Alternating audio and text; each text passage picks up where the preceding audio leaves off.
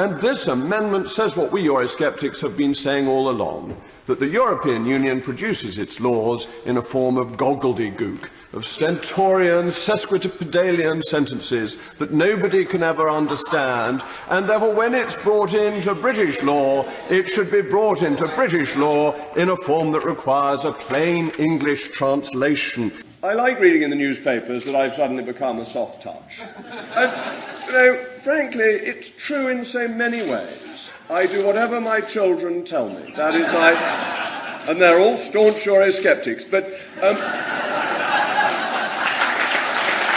But this session has hardly begun. It is in its infancy. It is like Sixtus, my newborn son. It is still in the mewling and puking stage. It has not reached the stage of toddling and walking and taking bold steps.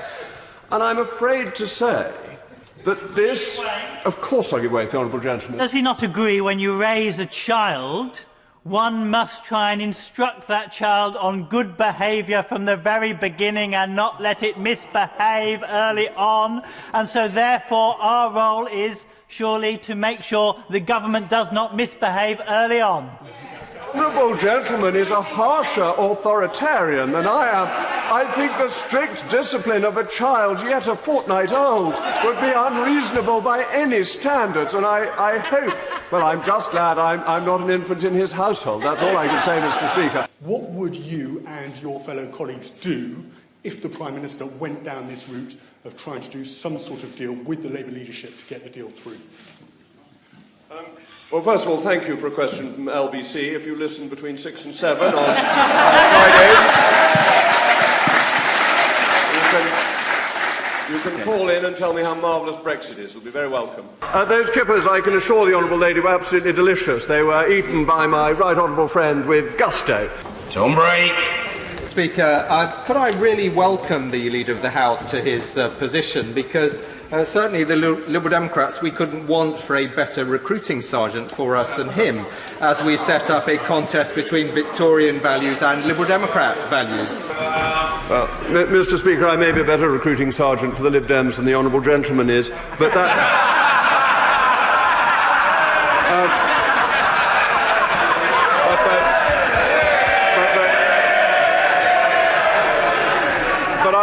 I fear that may not be a very difficult task. Jacobreesmogg. Thank you, Mr. Deputy Speaker. When I was a child, I had a mug on it, which had the wonderful and famous lines, "Let the wealthy and great roll in splendour and state. I envy them not, I declare it. I eat my own lamb, my own chicken and ham. I share my own fleece, and I wear it.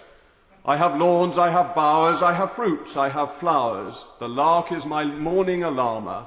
So jolly boys now, let God speed the plough, and long life and success to the farmer."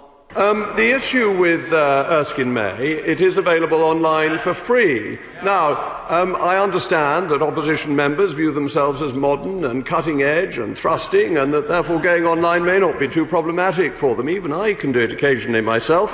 And if they don't want to do that, well, the Erskine May proper edition is available for £400 and may prove a good investment. The issue... And I accept that you are a broad church. I was handed a leaflet by the Communist Party as I came in. And I took it. It took me some time. I'm a bit slow, really. It took me some time to realise it was from the Communist Party, because it was pretty sound on the European issue. Though my right honourable friend, the Prime Minister, has said he views prorogation as an archaic mechanism and does not wish to see archaic mechanisms used, as I am bound...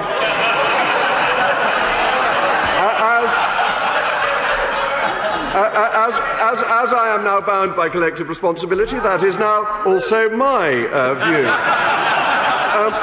The requirement not to be rude about judges only applies to judges in this country. It does not apply to judges in the European Union. So let me, Mr. Deputy Speaker, be rude about them. Let me indulge in the floxy-knocking-nihilopilification of judges of the European Union. Let me quote from the book of Amos about judges of the European Union. For we know their manifold transgressions and their mighty sins. They afflict the just, they take a bribe, they turn aside the poor, and the gate from their right.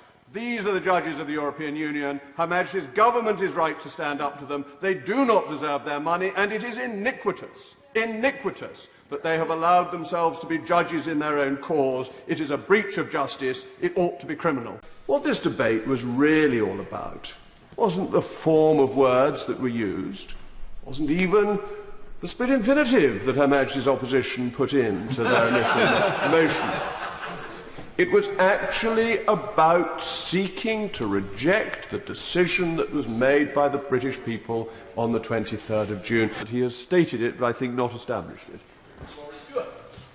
This is a fundamental philosophical debate, but that would be an argument fundamentally on the basis. In some ways, I feel that Christmas has come early, because here we are with 3 hours to debate parliamentary procedure, one of my favourite activities. Indeed, I look forward to estivating in Somerset and talking with my family about all the intricacies of standing orders, so I feel in many ways fortunate.